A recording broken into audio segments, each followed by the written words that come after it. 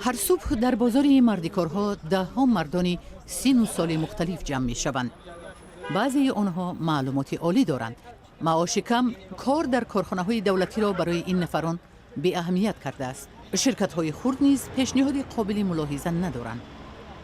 مردمی در جستجوی کار می گویند معاشی که در چنین کارخانه ها می دهند برابر پول است که آنها در 2 روز در بازار مردیکارها پیدا می کنند. همه نمود هنر را دارند. سیاه‌شکن میکنن، کافر میزنن، شکاتور میکنن، چاپانی میکنن، بسیار چاپا میکنن. بازی با کمکی 300 تیجه باشه اگر 300 در سلطان کبیره، 300 در 80، 300 در گیفرانزیمای، همه مردیکاره. من بسیار 600 سوم میگم رو راه پولیش کنم، رو ما بخرمش.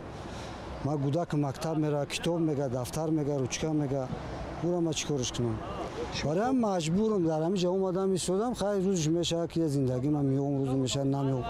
در وزارت مهنت و شغل اهالی تاجیکستان هم اعتراف میکنند که حجم معاش در کشور زیاد نیست. از این خاطر بیشتری جایهای کاری داوطلب ندارند. Они обращаются, участвуют на ярмарках вакансий свободных мест. آنها به ما مراجعت و در یارمارک‌ها هم شرکت می‌کنند. فعلا معاشی که از سوی کاردهندگان پیشنهاد می‌شود آنها را قانع نمی‌کند. برای همین هم آنها به مردیکار بازار رو می‌آورند. В этих рынках находятся на этих рынках мардикоров. یگانه کمکی که حالا از دستشان میآید بهتر کردن شرایط کار برای مردیکار هاست. طرحی را که ما آماده کرده ایم در نظر میگیرد که همه این معلومات در مخزن یگانه گرد آورده می شود.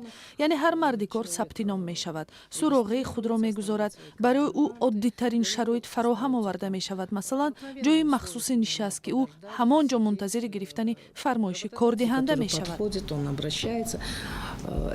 اما خود مردیکاران چنین چاره ها را برای بهبود وضعیتشان کافی نمیدانند.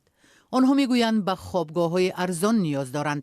بیشتر این مردم از دهات دوردست به پایتخت میآیند. обслужит خوب میروند 560 сомон 500 сум метан ягон шароит надора обслужит амёда як шароит муайян кунанд як خوابگاه ارزان‌تر بشود. در تاجیکستان فهرست کارخانه‌های صنعتی تهیه شده است که باید سالهای نزدیک در منطقه‌های اهالی نشین بنیاد یابند.